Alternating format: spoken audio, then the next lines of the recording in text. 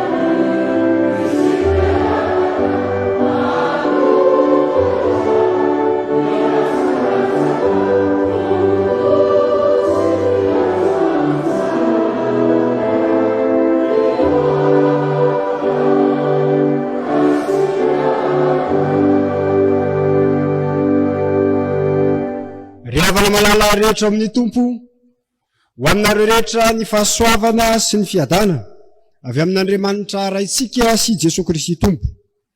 Amen. Miara-misaotra an'Andriamanitra tsika ny amin'ity alarobia faha-efatra ny volana janoary ity.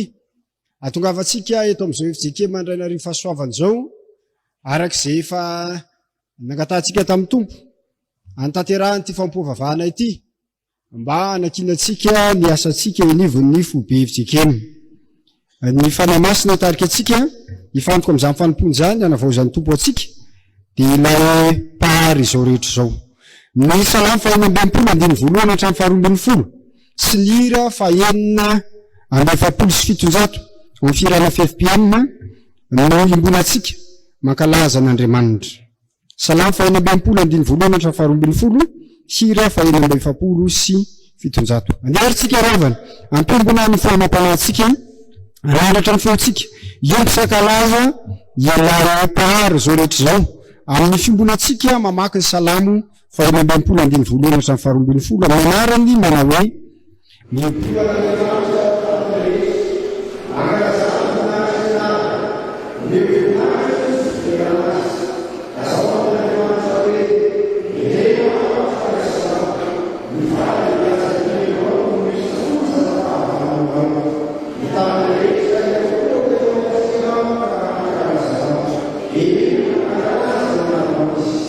Afina se tem essa semana, a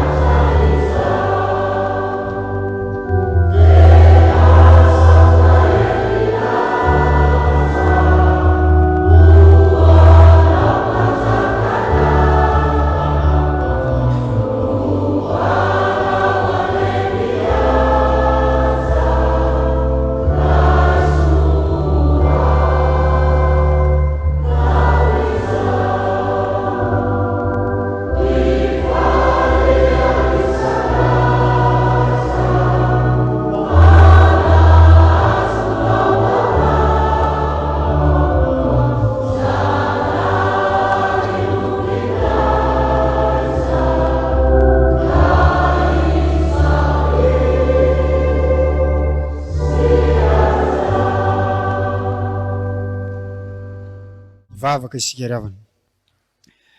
Ry Andriamanitra ray sy zanaka ary fanahy-masonao, ianao ny tompo sy mpanjakanay, ianao ny Andriamanitray, ilay mpahary izao rehetra izao, mitahiranay ho amin'ny fiainana ka manome anay izao taona vaovao izao. Isaorana sy idirananao Andriamanitra ny taona lasa izay efa nivalo, ka nahatsiarovana ny fisianao sy ny fiasanao mahagaga, namakivakinay izany taona lasa izany. Isaorananao Andriamanitra ireo ezaka azo tanterahana, isaorananao Andriamanitra izay vita, isaorananao Andriamanitra izay tsy nampozina kanefa tsy maintsy ny tanterahana teo ambany fahasoavana sy ny fitarihan'ny fanahinao masina. Ndreto izay fianakaviam-ben'ny FJKM izay manana andraikitra samihafa arak'izay manandrify sy ny antsona ary nametrahanao ny tsirairay avy. Mialoza etrehana ity asa ity amin'izao taona vaovao izao, da mifamory atatranonao Andriamanitra manatanteraka ankehitriny izao Fanompoampivavahana izao. Isaorananao Andriamanitra ny amin'izay nanokafanao ity taona ity, ary tsy ho taona hipetrapetrahana fotsiny, fa ho taona hanomponanao Andriamanitra hiasana ny asanao. Misaotranao izay satria mbola antsonao sy ajoronao hanana anjara sy andraikitra amin'izany fanomponanao izany. Misaotranao ny amin'izay ahafahanay mantanteraka ity fotoana ity ka hitalaonay ny fanatrehanao amin'ny alalan'ny fanahy masina. Tompo Andriamanitra io, ho antrakasitrahanao ane izao fanompony izao, tsy aroaroaparatsiny fa mangany tsirairay avy ianao, ary anao fahariana vaovao, hampiorina finoana, hamerina fanantenana, ary anavaozana fanolorantena ao aminao.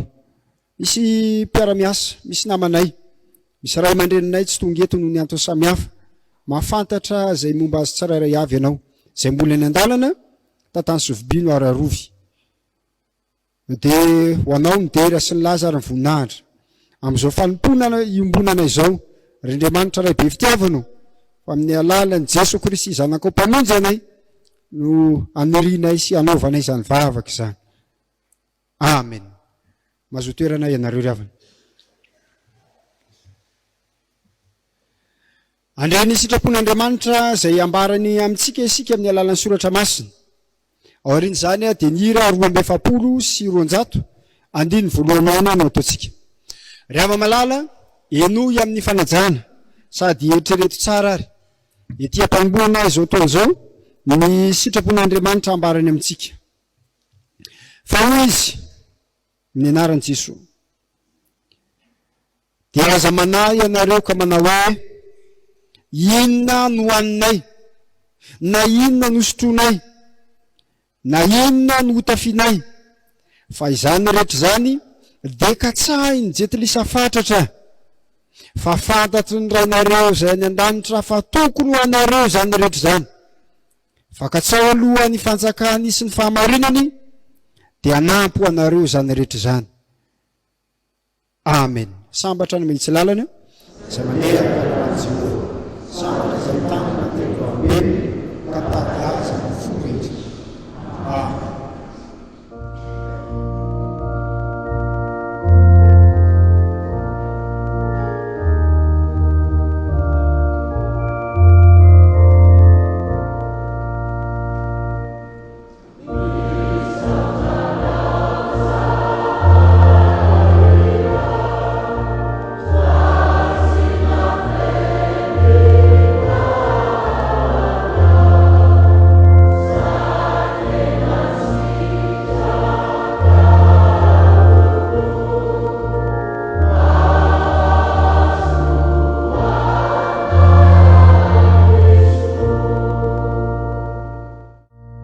Fen'ny tompo amintsika tokoa ry havana ny sitrapo, fa isika zanany dia tiany andeha tsy hanana iay eo anatrehany, atoky azy tantera tsy nahatanteraka izany anefa isika andeha hifony eo anatrehany ny amin'izay endrim-panahina tsy fatokina n'Andriamanitra rehetra.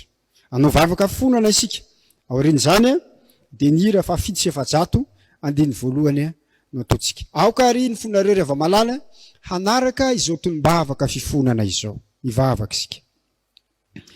Zanako tokoa izay Andriamanitra, arainay ianao, arainay be fitiavana, ka tsy manafina ny sitraponao mba hiainanay sy ho tanterahanay. Arainay be voninahitra, tompony fahefana rehetra ny an-danitra sy ty tany, tompony ny arena rehetra aza. Ary Andriamanitra arainay mpahary izao rehetra izao. Indrisany efa Tompo, fa eo anatrihan'izany herinao zany, dia mbola ty anatina ihany ny fanahina. Tsy mahatoky anao Andriamanitra zay fa toa mitoky ny herinay sy ny fahaizanay. Indrindra moa fa raha vao mendoto izao ny taona, anahoana ry izao taona ho diaviny izao. Toa mitovy amin'ny tsy mino ihany zahay, noho ny tsy fahatokiana anao Andriamanitra. Fa ankehitriny mampitodika anay tokoa ny teninao. Hatoky anao Andriamanitra tanteraka, tsy ananay eo anatrehanao satria zanakao zahay. Reto ary zay Tompo mifono aminao tamin'izay endrika tsy fahatokiana rehetra, endrim-panahiana rehetra, na teo anivon'ny ankonana, teo anivon'ny fiainanay manokana, na eo anivon'ny asanay sy ny fiangonanao Jesosy Kristy eto Madagasikara. Manoloana zay zavatra iainanay ankehitriny tokoa mantsy Tompo, dia toa manaza ny avy ny fiangonana. Anahoana re ty fiangonana Jesosy Kristy eto Madagasikara ity, saingy manome toky anay ny teninao, mba tsy ananay na zay hoanina na zay hosotro, na mpitsitry ny avy rehetra, fa ianao Andriamanitra manome toky andray an-tanana. Mamela amiko Andriamanitra ny amin'ny fahadisoana rehetra, sy izay tsy nety rehetra nataonay teo amin'ny fiainanay, teo anatrehanao zany, tsy azonay atao ny manafina, ary tsy misy azonay afiana eo anatrehanao. Manantena kosa zahay, fa rehefa mibaboka eo anatrehanao, rehefa mifono eo anatrehanao, dia ho avy ianao ka mindra fo, ho avy ianao ka mela heloko anay. Ary zany toky sy fanantena anay fa rehefa mifono zay eo anatrehanao, dia Andriamanitra be famindrapo ianao, ka tsy mamela anay. Horandrika eo anatin'ny fahaverezana sy ny fahotanay, fa manadio anay sy manavao anay. Maika moa Tompo, raha avaozonao zao taona zao, dia ny fiainanay mihitsy no avaozonao Andriamanitra. Manavao zary Tompo, ka marino ny teninao manao hoe indro avaoziko ny zavatra rehetra. Amin'ireo fo reto mpanota mibebaka aminao, nonony aminao, amin'ny anaranao Jesosy. Amen.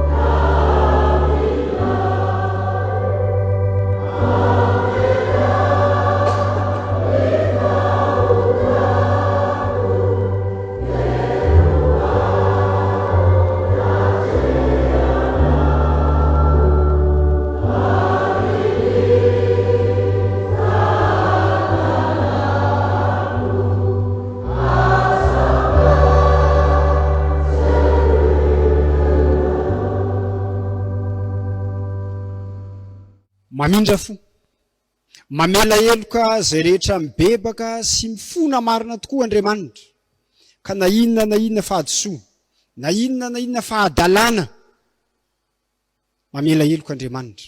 Ko anao zay mibebaka marina teo anatrehany ary, mitsangana indray ny teso mahafaly, atolona anao famelan-keloka. Aoriany zany dia ny hira 420 no ataontsika. Fa hoy ny Tompo mamindra fo sy mamela heloka anao, satria izao no niraketany fitiavanao dia hamonjy anao hanandratranao any amin'ny avo aho satria malala ny anarako anao. Iantso aho anao dia hamaly anao aho, eo aminao aho raha oro anao, hamonjy sy amin'ny voninahitra anao aho, hovikisako faela velona anao, ary asehoko anao ny famonjeko. Korak'izany ary havana, dia ambara aminao amin'ny anaran'i Jesosy Kristy, fa voviana ny heloko ao noho ny anaran'ny Masina, midaran'ny Tompo. Amen.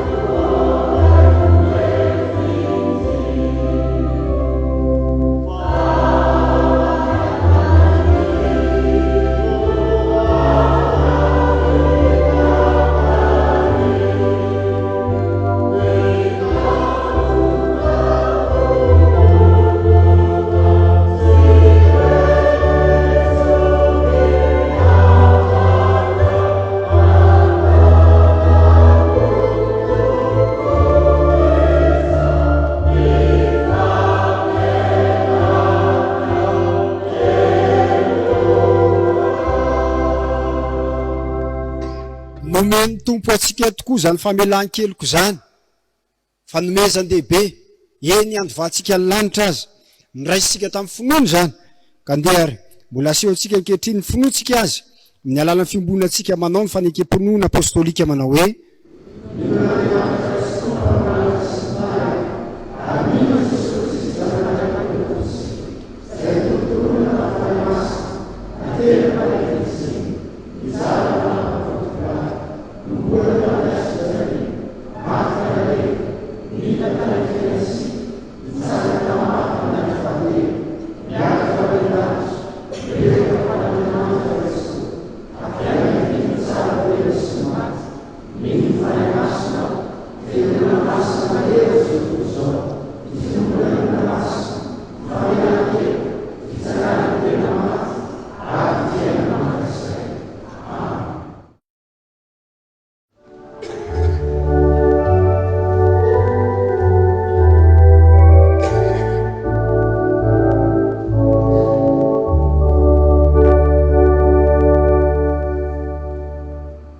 anterina tokoa ry havana fiarabana omba ampiraritsoa atsika menakavy nantson'ny tompo ka voataona tonga somatsara eto am'izao fiangonana zao a antanteraka ity fampivavahana fanombohana ny taona ity afa-tsy zany a dia iarabantsika ihany koa reto ray aman-drenitsika ireto a amin'ny zao fotoana manokana iombonatsika zao ary de firaritsoa rary koa mirary a ny atrehantsika ity taona ity eo mba fahasoavan'ny tompo ka de taona iarahana amin'Andriamanitra tokoa ane ity taona ity isika de zanany izy ho Andriamanitsika ary matoky sika fa raha Andriamanitra miara-dalana amintsika dia sitrahantsika zany fahasoavana ao aminy zany ny raharaha izay nampitaina ry havana de fampatsahivana ireo tetikandro anankiroa izay imbonatsika amin'ny ity volana ity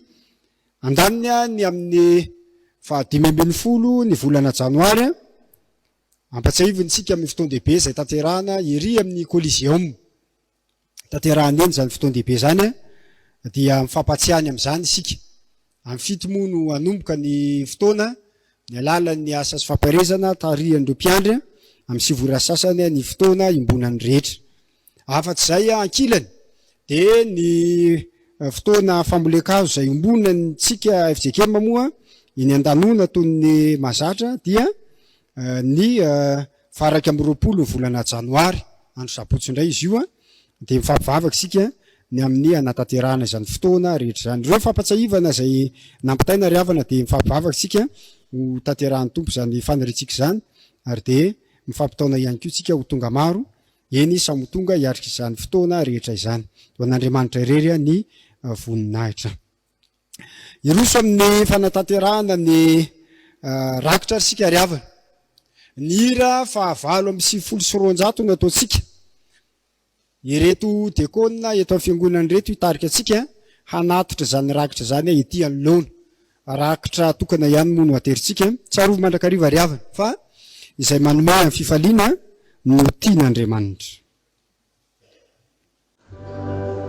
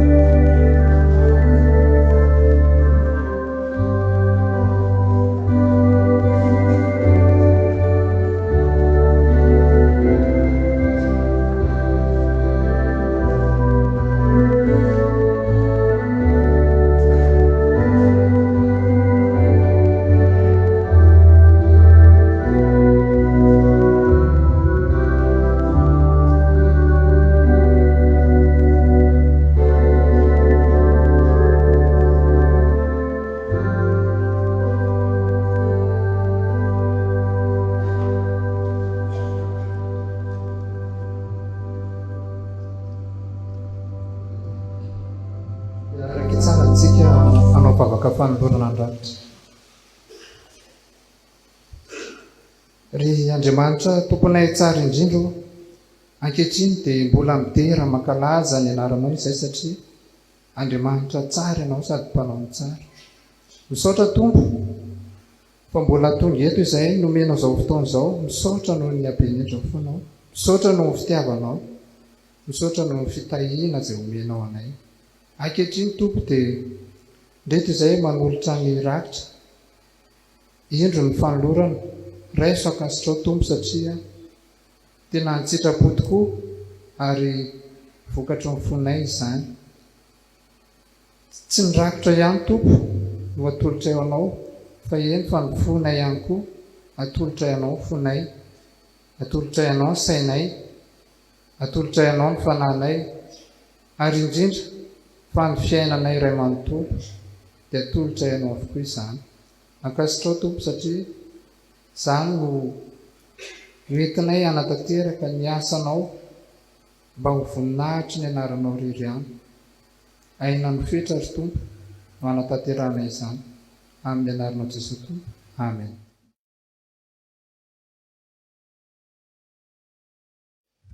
Topazo maso avy ety ry havana. Somary vitsivitsy ihany ny ankizy hita eto sy ny tanora, kanefa na dia izany ary dia iroso amin'ny fotoana ho an'ny ankizy tanorintsika izao. Dia eo moa ny tompon'andraikitra hitondra izany. Miarabantsika rehetra amin'ny anaran'i Jesosy nahatratra izao taona vaovao izao. Iaraka hitsangana isika rehetra hanao ny hira 170 ny andininy voalohany. Ary tsy mipetraka isika raha tsy vita ny vavaka.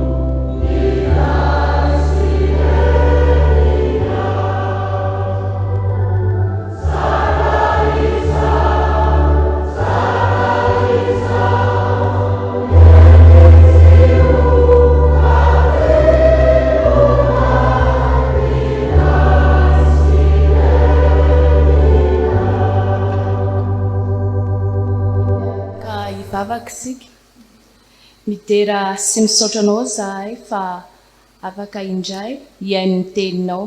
Ny fanahinao masina mpanolotsaina anie anazava izany vonona izahay Tompo hiaino anao amin'ny anaranao Jesosy. Amen. Andeha ho sokafantsika amin'ny baibolitsika ao amin'ny Jaona, filazantsara araka ny Jaona toko voalohany ny andininy 7. Filazantsara araka ny Jaona toko voalohany ny andininy 7. Rehefa hita izany dia arahantsika mamaky. Izy no nahariana ny zavatra rehetra, ary raha tsy izy dia tsy nisy nahariana izao zavatra ary izao na dia iray azy. Indray taom-baovao tafaraka ny zanaky ny mpanjaka antsoina hoe Manarivo sy ny zanaky ny mpanompo Tsaralova niresaka izy roa lahy. Tena nahafinaritra loatra. Nahafinaritra loatra le tsy ny farany taona sy fandraisantsika ny taona vaovao iny. Taty amintsika daholo no masony izao tontolo izao. Tany amin'ny dada manko e, mazava lesy dada tena fahasoavana lehibe tena fahasoavana lehibe se isaorana ny tompo fa mbola velinaina isika. Tsara Andriamanitra, indray izany fitiavany mbola nomeny antsika indray ny zavatra rehetra. Tsy izany lesy ny tiako lazaina, tsy tany lave anga ilay vokatra goavana be no natsangany dady io. Miseho apahibe maso zao ny fiandohan'ny taona vaovao izao ny fahaizany. Miaiky azy daholo izao tontolo izao. Tsy hitany se hoe mpanjaka fotsiny fa sady mpikaroka mahay dadanay. Vao maika malaza be zahay, mirehare aho fa manana ny dada ho mpanjaka. Mazava be eto an-tany. Eny tokoa, mazana ihany ny dadany se, saingy voafetra ny fahaizany sy fahalalany.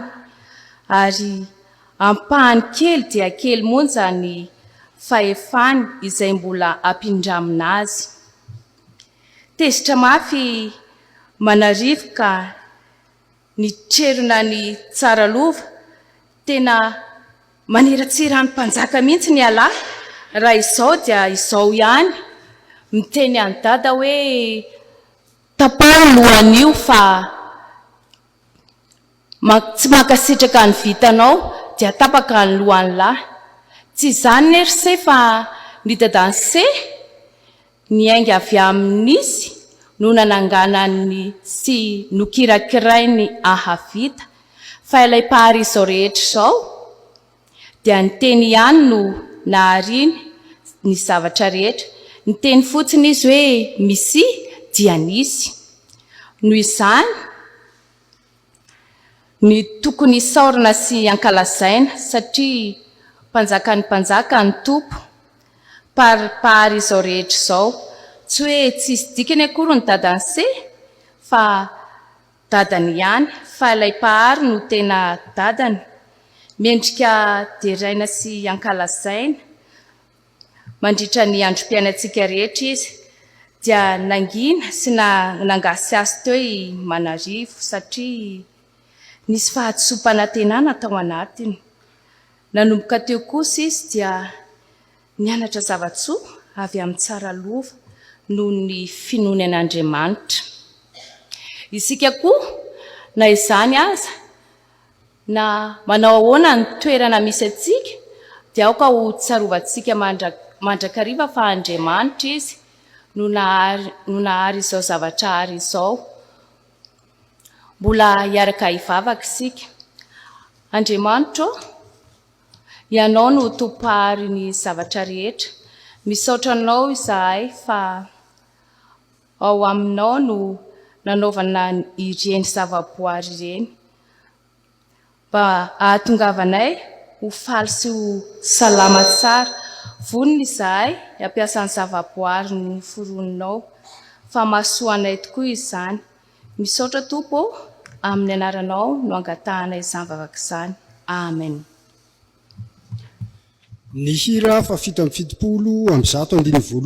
sy 112 ny iraintsika zao dia tsangana reo avantsika hitarika antsika mivavaka sy hamaky ny perikopa. Amen.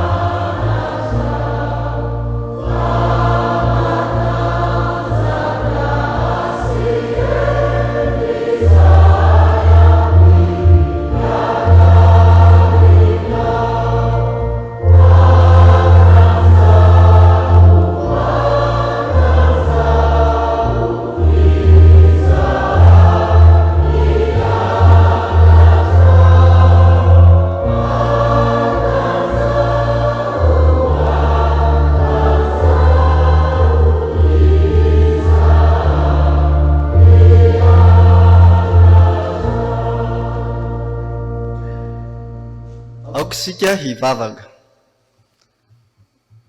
Tamin'ny voalohany ny teninao no nahariny izao tontolo izao.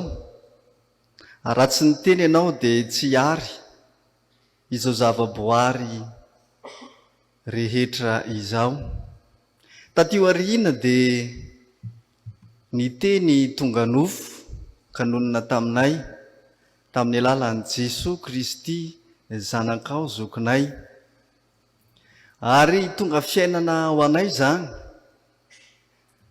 Voasoratra tamin'ny alalan'ireo mpaminany samihafa ary voarakitra anaty baiboly azonay vakiana isan'andro isan'ora amin'ny fotoana rehetra araka ny fanekena nataonay hoe hazoto hamaky baiboly isan'andro araka izay azo atao izahay. Tonga ary tia ny fotoana hamakiana, hitoriana, ny teninao. Koa ny fananao masina ilay mpitsilo sy mpitari-dalana, eloha lalana ao anatin'ny mpanomponao izay hamaky ny testamenta taloha, ny filazantsara ary ny epistily. Fa eo ihany koa ny mpanomponao izay hitondra ny hafatra amin'ny alalan'ny toriteny, ny fanainao masina no hitsilo sy hanazava, hitari-dalana anay lalandava. Ndreto koa izahay vonina mpanatretena ho tahaka ny sahalonaka handriny ny teninao. Izany ny vavaka ataonay amin'ny anaran'i Jesosy Kristy avy any Nazareta, ilay teny velona iainanay, ka ho soratra mivohitra tokoa anie ny fiainanay, ho hain'ny olona vakiana. Amin'ny anarany no anaovana soni izany vavaka izany. Amen.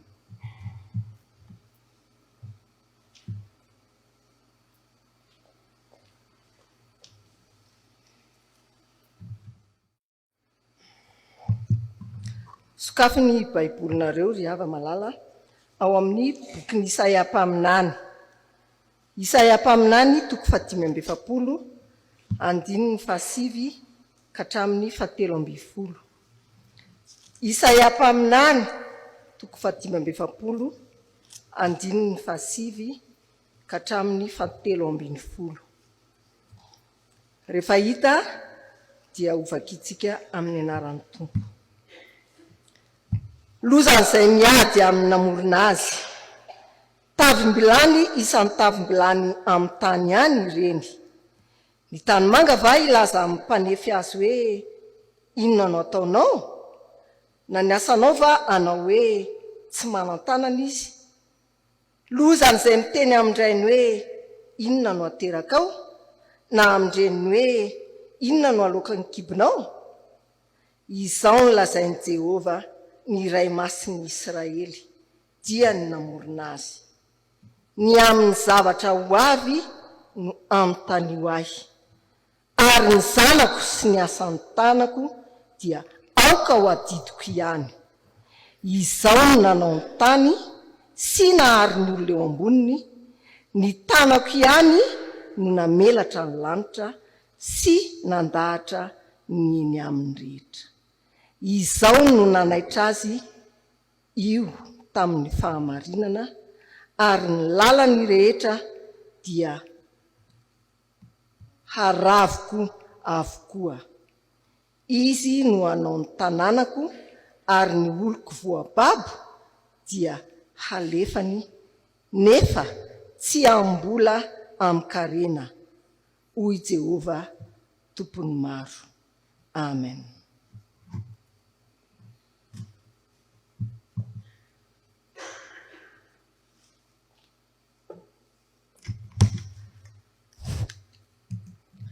Filazantsara araka ny Jaona 1:1, ny 1:1 ka hatramin'ny 5. Jaona 1:1, ny 1:1 ka hatramin'ny 5. Tamin'ny voalohany teny, ary ny teny tao amin'Andriamanitra, ary ny teny dia Andriamanitra. Izy dia tao amin'Andriamanitra tamin'ny voalohany. Izy no nahariana ny zavatra rehetra, ary raha tsy izy dia tsy nisy nahariana izao zavatra ary izao, na dia iray aza. Izy no nisy-piainana, ary ny fiainana ny fanazavana ny olona, ary ny mazava dia mamirapiratra ao amin'ny maizina, fa ny maizina tsy nandray azy. Amen.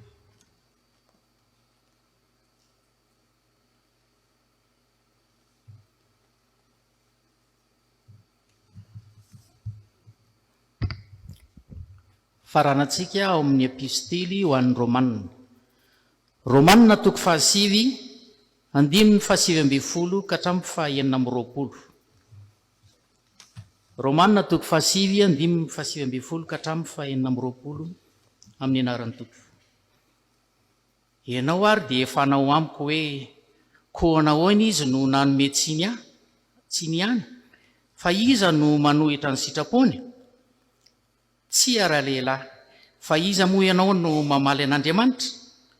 Izay zavatra noforonina va hanao amin'izay namorona azy hoe nahoana ianao no nanao ito izao?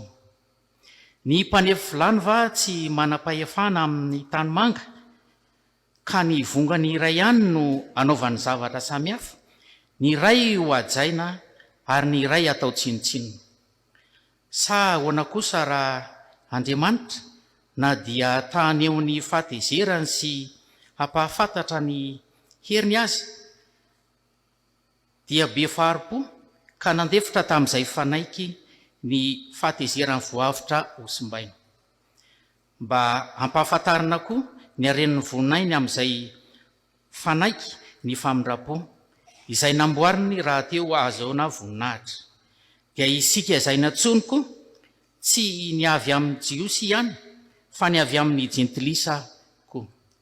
Araka izay lazainy ao amin'ny Hosea hoe hiantsony tsy oloko hoe oloko aho, ary ilay tsy malala hoe malala.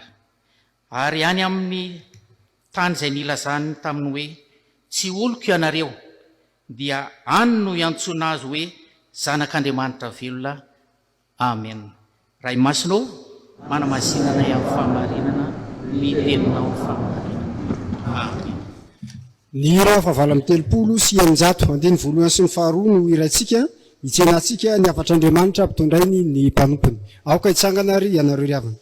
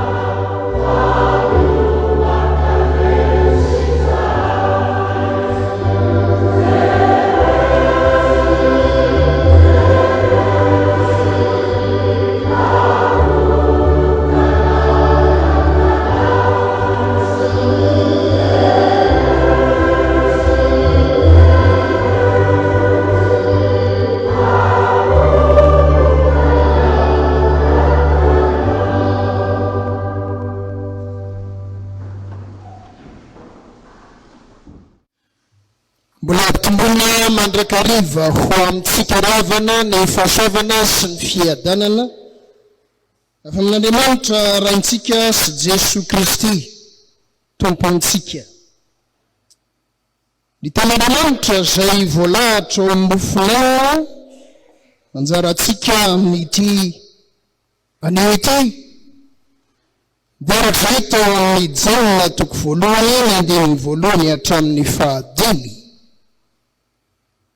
Izay andrasatsika ny afatra amin'izao fotoan-dehibe izao dia ny 1:1 amin'io janona toko voalohany io. Tamin'ny voalohany ny teny, ary ny teny tao amin'Andriamanitra, ary ny teny dia Andriamanitra. Tsy maintsy ambara fa tena manana zay mampiavaka azy amin'ireo filazantsara telo: Matio, Marka, Luka. Ny filazantsara nosoratany Jaona. Ireo filazantsara telo voalohany raha jerentsika amin'ny ankapobeny dia manoratra toy ny milaza tantara, fa ny an'ny Jaona kosa dia hafa kely mihitsy ny fomba nanoratany azy. Raha miditra ny tontolon'ny literatiora amin'ny ankapobeny dia misy karazana roa lehibe ny literatiora. Andaniny misy ny antsoina hoe lahatsoratra tsotra, ambara amin'ny teny frantsay hoe prose. Misy kosa ny lahatsoratra tononkalo, ambara amin'ny teny frantsay hoe poésie. Fa rehefa nanoratra ny filazantsara i Jaona, indrindra eto amin'ny Jaona toko voalohany andiny voalohany hatramin'ny 15, dia nampiasainy hifanosona ireo karazana lahatsoratra anankiroa ireo, ka ny namoahany teo ambany fitarihany fanahy masina izao Jaona toko voalohany andiny voalohany hatramin'ny 15 izao dia ilay antsoina hoe prose poétique. Izany hoe raha mijery amin'ny ankapobeny dia toy ny lahatsoratra tsotra, saingy rehefa miditra lalina kokoa dia mahatazana tononkalo ao anatiny.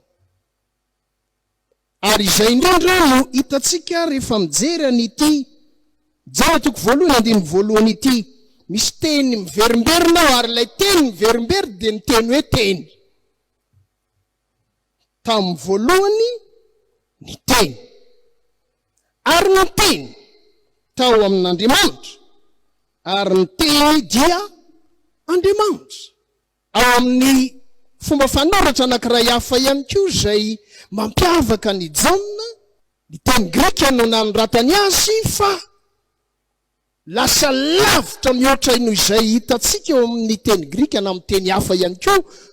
No namoahany ilay hevitra dia ny teny hebreo kosa no nasosony ao ambany ao. Ao amin'ny fomba ny literatiora hebraika, ao anatina fehezanteny anankiray, rehefa misy teny anankiray averimberina, na miverina indroa, na miverina intelo, na miverina indimy io teny io, dia tsy maintsy samy hafa ny hevitra ireo teny ireo, na dia teny iray ihany azy. Ary zay no tazantsika ihany koa ambara ny tenin'Andriamanitra na mpitondraina ny Jaona rehefa nanoratra ny filazantsara izy, fa ny hoe teny miverina intelo eto amin'ity andiny voalohany ity dia manana hevitra telo samy hafa ihany koa. Rehefa dinahana io Jaona toko voalohany andiny voalohany io, dia azo ambara fa izay tian'Andriamanitra nampitaina tamin'ny alalan'ny Jaona apôstôly ny milazany amin'ny Jesosy Kristy dia izao: ny fahambolonan'Andriamanitra sy ny teniny fanandratana ny fiangonana mba hamokatra be ho an'ny fanjakan'Andriamanitra. Ny fahambolonan'Andriamanitra sy ny teniny fanandratana ny fiangonana mba hamokatra be ho an'ny fanjakan'Andriamanitra. Rehefa nilaza eto ny ten'Andriamanitra tamin'ny voalohany ny teny, ny hevitra ilay teny izay voalohany amin'izy anankitelo io dia ny teny aloky ny vava. Ary indrindrandrindra ny teny aloky ny vavan'Andriamanitra izay hita ihany koa ao amin'ny fiainantsika olombelona. Vava manana anjara toerana lehibe ny vava izay nomen'Andriamanitra antsika, na eo amin'ny alalan'ny fitenenana na eo amin'ny alalan'ny fihinanana. Fa ny mampiavaka ny teny izay aloky ny vavan'Andriamanitra eo amin'ity teny voalohany eto ity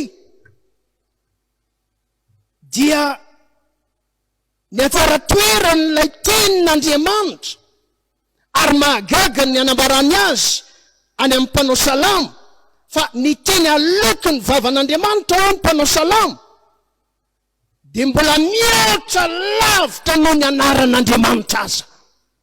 Jereo kely ny baibolinao ao amin'ny salamo 7:30. Salamo 7:30.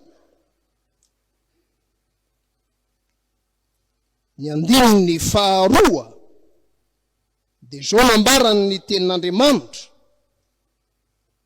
nampitondraina ny Davida mpanjaka: hivavaka manandrify ny tenimpolinao masinao ka hidera ny anaranao no ny famindraponao sy ny fahamarinanao. Miaraka mamaky isika izay nahita fa efa manao voninahitra nay tenao ho ambony anaranao rehetra. Asa mba azonao atsaina zany hoe alaharo ny anaran'Andriamanitra rehetra izay fantatrao, izay anarana iantsona an'ilay Andriamanitra Israely. Dia hoy ny tenin'Andriamanitra nampitondraina ny mpanao salamo: nomena voninahitra amin'ny teninao ho ambony ny anaranao rehetra. Rehefa malala amin'ny Tompo, zay ilay nambarantsika hoe tsy lahatsoratra tsotra akory ity jaona toko voalohany andininy voalohany ity, fa rehefa ampifandraisinao amin'ny salamo amin'ny mahatonkalo salamo dia mipatra izany fa amboniny ny tenin'Andriamanitra, ambony lavitra no ny anaran'Andriamanitra rehetra. Raha antsoina zany zao ny anaran'Andriamanitra ilay antsoina hoe Jehova, mbola any ambony ny anaranao Jehova no tenin'Andriamanitra. Dia inona ary zany io teny io? Io teny io dia ilay teny izay nentin'Andriamanitra nahary tokoa izao tontolo izao, hatrany amin'izay antsoina hoe kiritika tsy mifetra, infiniment petit, hatrany midadasika tsy voafetra, infiniment grand. Anatin'izany no napetrak'Andriamanitra isika olombelona, ary mba nampandraisin'Andriamanitra anjara amin'ny fitondrana ny tenany izay aloky ny vavantsika. Dia tsy maintsy manontany tena isika ry havana, mba tahaka ny ahoana ny fampiasanao ny vavanao. Indray mantsy rehefa tsy tena mandinika tsara ny teny aloky ny vava dia lasa amin'izay ilay teny malagasy: ny sasany mantamanta vava, ny sasany mantsim-bava.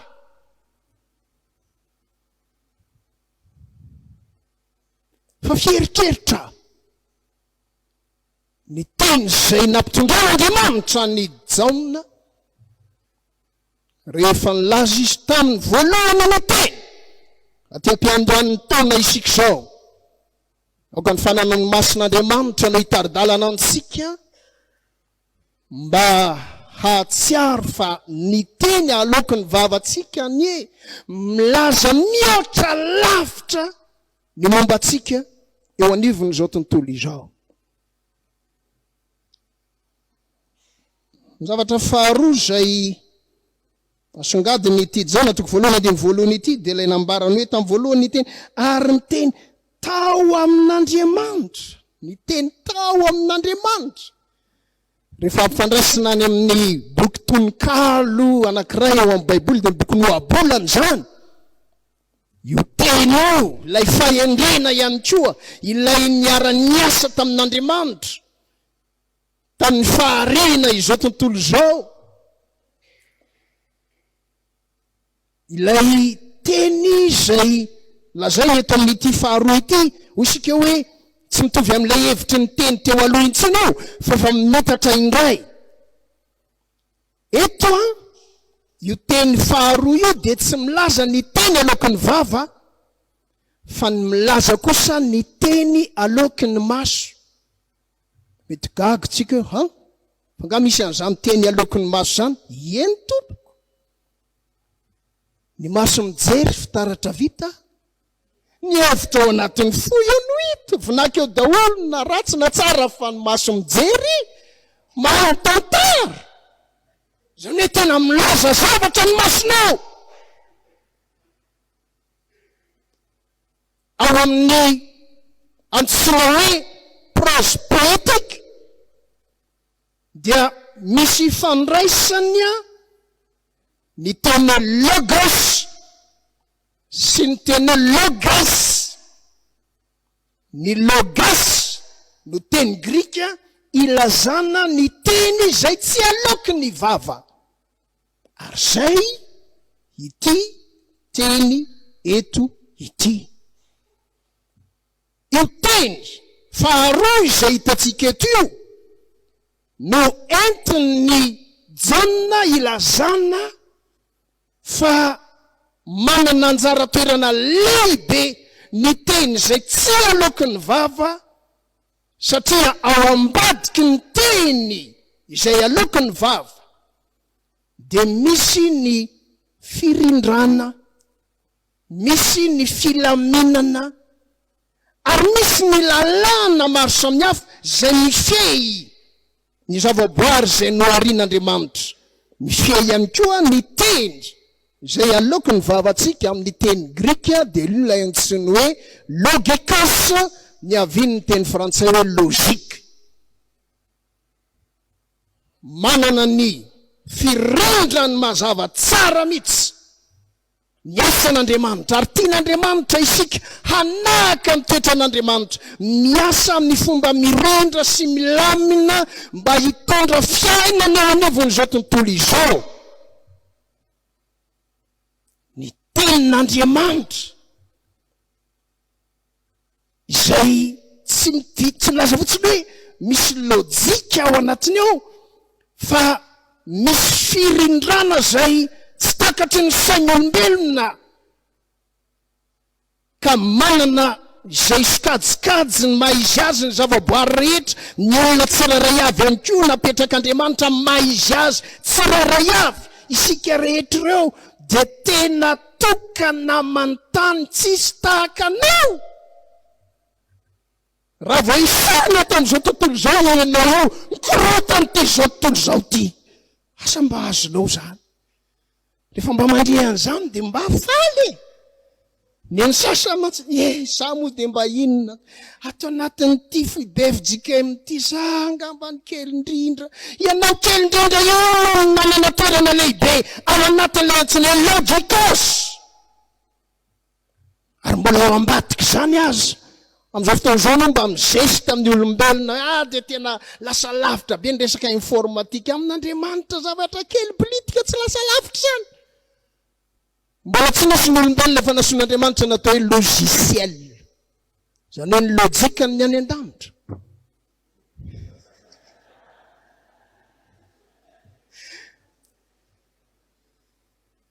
Fa misy dika zay a.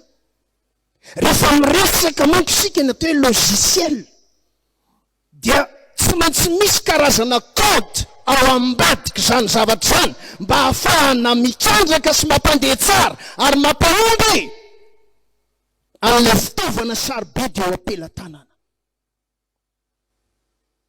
Tsy mila manakatra lavitra kory isika hoe dia tsy maintsy mianatra lalina ny amin'ny atao hoe logiciel zany zay vao tafavoaka. Tsy ny kody ngeza be indrindra sady fanalahidina vokan'Andriamanitra mba hahafahantsika mitrandraka milojika eto amin'izao tontolo izao dia Jesosy Kristy.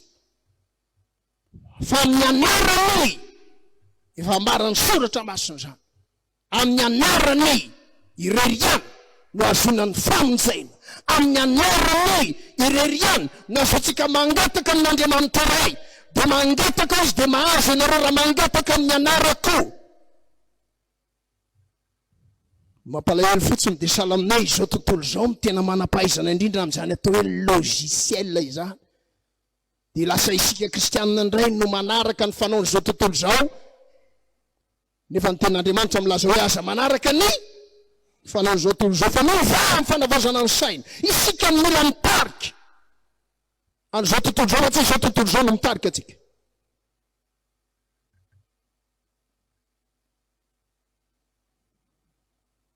Ao amin'ilay teny fahatelo tamin'ny voalohan'ny teny, ny teny tao amin'Andriamanitra ary ny teny dia Andriamanitra, dia tena tonga eo amin'ny faratampony ny fanambarana Andriamanitra ny tenany ary nasainy nambarany jaona izany. Satria ao amin'io teny anankiray fahatelo raha ohatra ka soratana izy io dia tokony atao tengeza be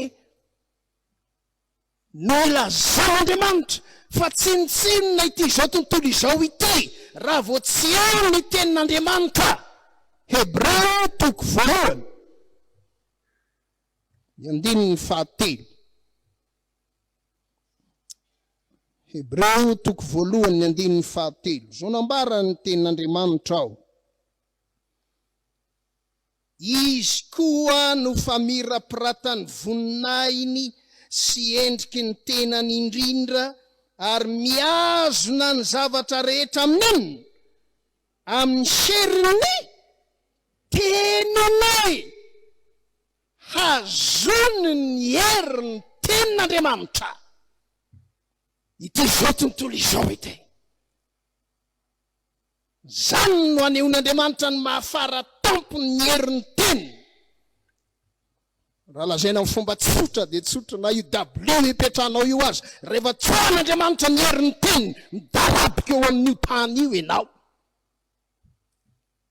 Satria ny herin'ny tenin'Andriamanitra miazona ny molekula, ny atome rehetra zay eo ahafahanao mipetraka soma tsara. Ny herin'ny tenin'Andriamanitra. Dia efitra be amin'izao fotoana izao ny manampahaizana vokatry ny fikarohana amin'ny arkeolojia, ny amin'ny fomba ny epitany zanak'Israely ny ranomasina mena. Ao milaza hoe ka tamin'ny fotoana io rehefa nikapohany Mosesy ny rano dia nalefan'Andriamanitra ny rivotra be zay mifofofo mafy ary dia tena tafasaraka ny rano. Tsisy ao anaty baiboly zany. Fomba manao fikarohana ho ny manampahaizana. Hoy ilay manampahaizana anankiray, ianareo zay sahirana amin'izany. Ny Andriamantsika Andriamanitra mahay chimie, mahay fizika, fatany fa 𝙁𝙤𝙁𝙁 le rano eo. Rehefa nikapohany Mosesy izy tamin'ny tena ny rano dia nosaran'Andriamanitra ny asa sy ny ho. Avy hatrany dia tsisy nanonona teo. Fa ny Andriamantsika ndraindray averintsika fa tsy mahay fizika chimie, tsy mahay an'izao atao hoe connaissance scientifique. Dia lasa nino amin'izao tontolo izao no heverina fa lasa lavitra indrindra. Tsy ariavana. Ny Andriamantsika ilay faratampony amin'ny fahalalana sy ny fahaizana rehetra nidina teto amin'izao tontolo izao tamin'ny alalan'i Jesosy Kristy janany, ary napahafantatra antsika iza moa izy. Ny zava-doza loza mitranga ankehitriny maneran-tany dia nanapahany olombelona ilay fifandraisana amin'Andriamanitra, ilay antsoina hoe fifandraisana mijedina, ny axe vertical, ny fanan'olona zao tontolo zao tsy ela mifandray amin'Andriamanitra. Ny hany sisa mba eritreretin ny amorona tontolo anankiray vaovao dia ny axe horizontal, tsy tafavoaka ny civilisation sy ny kolotsaina, tsy tafavoaka ny fiainan'ny olona rehefa tsy manana fifandraisana mijidina amin'Andriamanitra izy. Tsotra kely ny anazavako azy aminao, isika rehetra ireo tamin'ny mbola kely samy nandady avokoa, nandady. Dia misy koa boby mba mandady, zany hoe mandeha amin'ny lalana marin-drano horizontal. Fa rehefa tonga ny fotoana voatendrin'Andriamanitra, isika tsy andeha amin'ny lalana iny ihany fa tsy mahatsangana. Zay no mahendrika Andriamanitra antsika, mijoro mitsangana fa tsy mandady lava akory.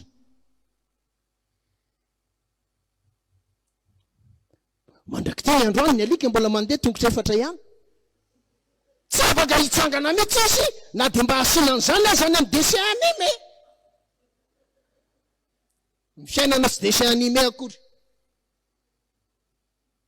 Nasian'Andriamanitra mijoro isika mba hanehoantsika fa isika dia natao handresy, mandresy na ny sinton'ny tany aza. Ary zany no hery lehibe ho antsika. Mela an' Jesosy Kristy zanak'Andriamanitra, ilay maneho an'ilay Andriamanitra raintsika amin'ny hery sy ny fahefany, ka tsy tokony mihitsy isika nakely azy atahotra hiatrika ity zao tontolo izao izay antalam-pialanaina ity. Ao amintsika ilay mahery, ao amintsika ilay tompon'ny tompo sy mpanjakan'ny mpanjaka. Ety ampiandohan'ny taona ry ava-malala, daoko fantatrao fa miandany amiko sy miandany aminao ilay Andriamanitsika, ary izaho sy anao io dia olona izay nateraky ny tenin'Andriamanitra mba hanao asa tsara ao an'Andriamanitra. Misy tenin'Andriamanitra anankitelo izay amaranako izao 4 izao. Ny anankiray voalohany ao amin'ny Janina 1:20. Janina 1:20. Mamaky ny Janina 1:20 tsy dia hoe tamin'ny voalohany ny teny, ny fanontaniana tokony atao, ary tamin'ny farany inona. Dia zareo tsara ihany ny namaranany ny fiazan-tsara izay soratany. Janina 1:20, ny andininy 5:20 dia hoy izy, ary misy zavatra maro hafa koa izay nataon'i Jesosy ka raha voasoratra impiry. Tsy rairay avokoa izany rehetra izany ataoko fa izao tontolo izao aza dia tsy eo ambony boky voasoratra. Ore olona tsara ny zany teny zany, zany ny Andriamantsika. Tamin'ny voalohany mbola teny fotsiny, any amin'ny farany trampo izao tontolo izao dia aloha soratana. Sy ten'Andriamanitra ihany koa amin'ny Petera 1:1. Toko 1. Petera 1:1, toko 1. Ny andininy 2:20 sy ny andininy 3:20. Zao nambarana izany ten'Andriamanitra izany. Satria efa nodiovinareo ny fanahinareo tamin'ny fanarahana ny fahamarinana ho amin'ny fitiavany rahalahy tsy miangatra, dia mifankatiava fatratra amin'ny fo. Azonao ve zany resaka zany e? Inona izy? Mifankatiava fatratra amin'ny amin'ny fo. Fa efa teraka indray ianareo, tsy tamin'ny voa mety olo fa tamin'ny tsy mety lo dia ny tenin'Andriamanitra zay velona sady maharitra.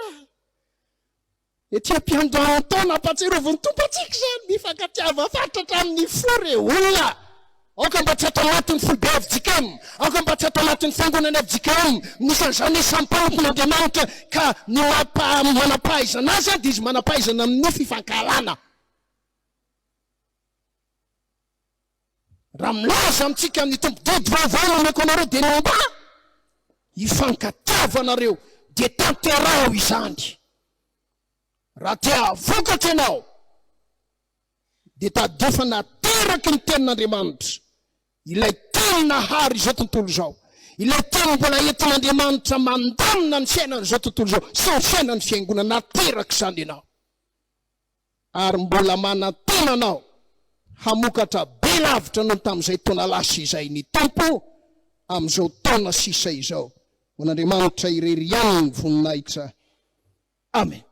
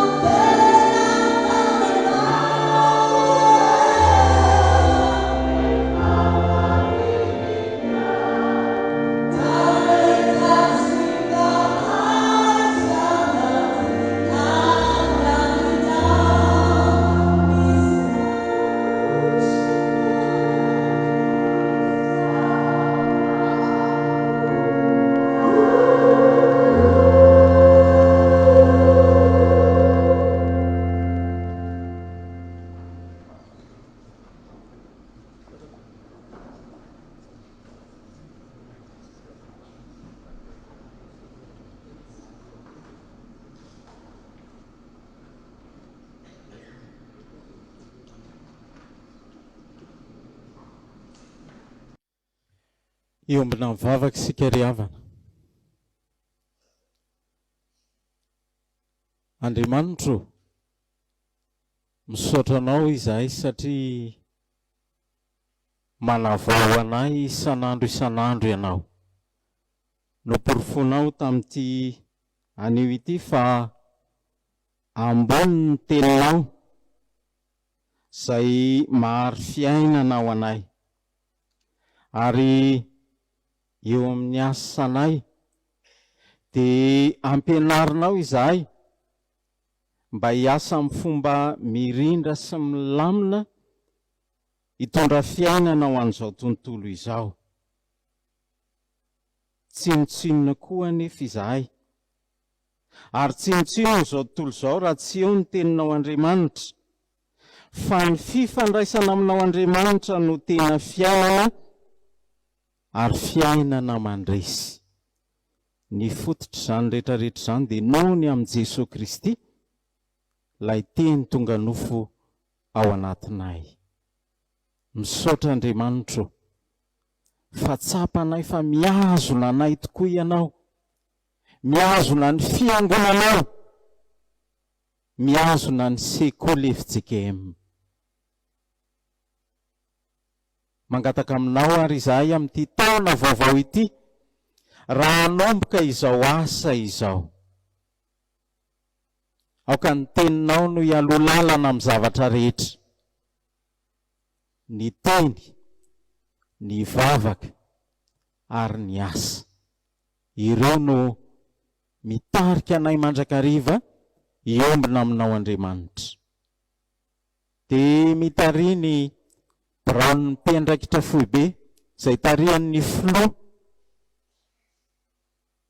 Ianao Jesosy omba ny asan'izy ireo izay tanterahana indray mandritra ity taona ity, ka hananana fanapahan-kevitra samihafa hitarika ny fiangonanao ho amin'izany fiainana mandresy izany.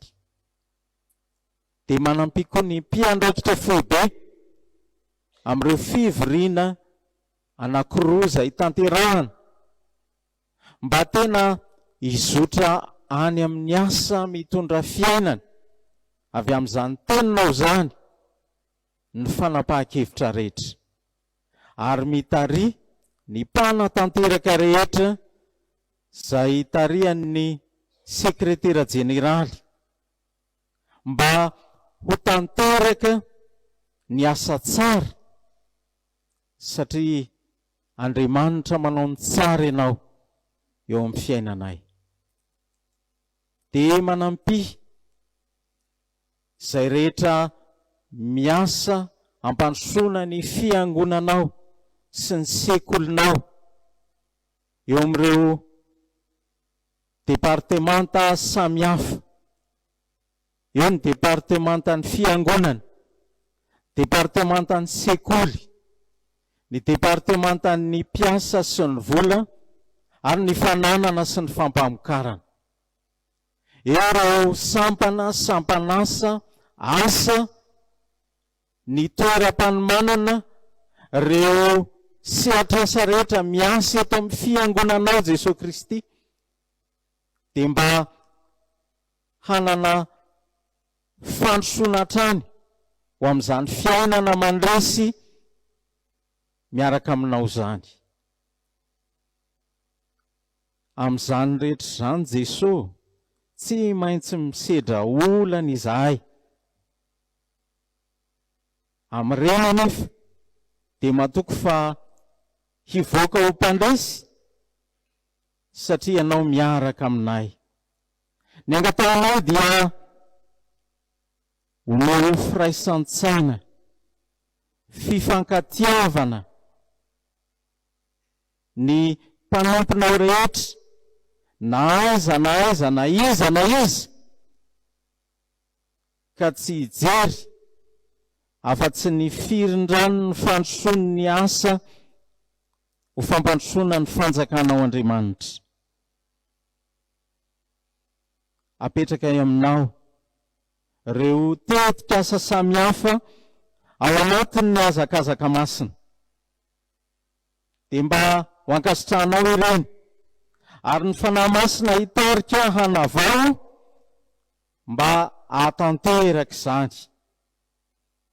Ary amin'izao fotoana hiavian'ny orana izao dia angatahana indrindra ny ahafahana mitsinjo ny tontolo iainana, mamboly ala, mba hisehoany voninahitra ao Andriamanitra fa tsara ny tontolo nataonao, ary apetraka aminao koa ireo tetika asa samihafa izay tsy maintsy mbola ho tanterahana.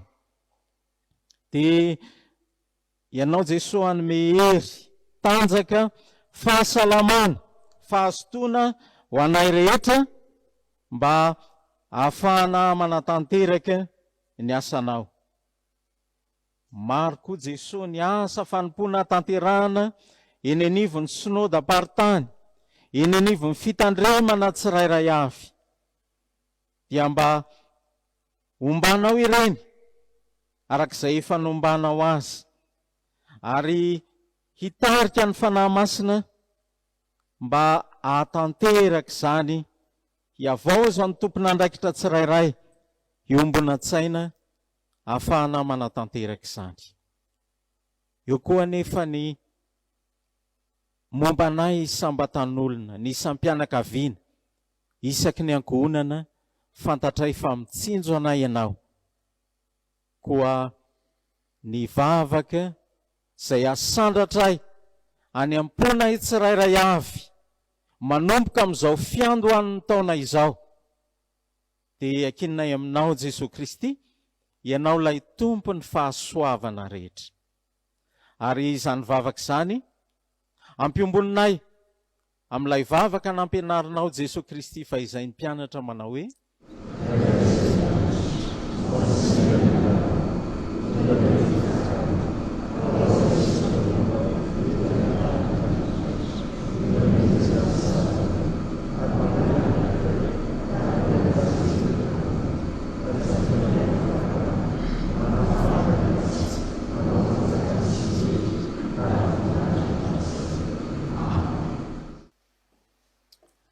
Raha-mitsangana isikaravana indray nitsodrano orian'izay any hira fa raiky amin'ny 370 ny andininy voalohany andry.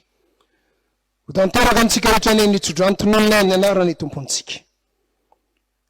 Andriamanitra ny fiadanana izay mitondra ny Jesosy tompontsika mpiandro ny lehibe hiala amin'ny maty, mitondra ny ranony fanekena mandrakizay. Io izay nihatanteraka anareo amin'ny tsara rehetra, hanao ny sitrapony ka hiasa ao anatinareo zakasitrany io masony amin'ny alalan'i Jesosy Kristy, ho azy any ny voninahitra mandrakizay. Amen.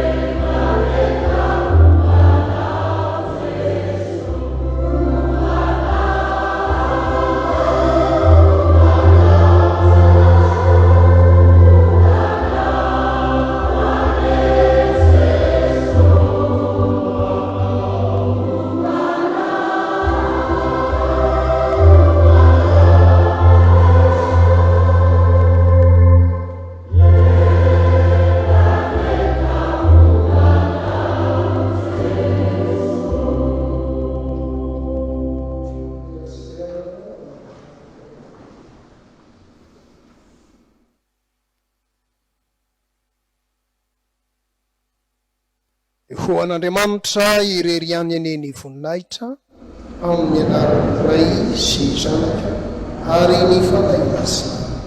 Amen.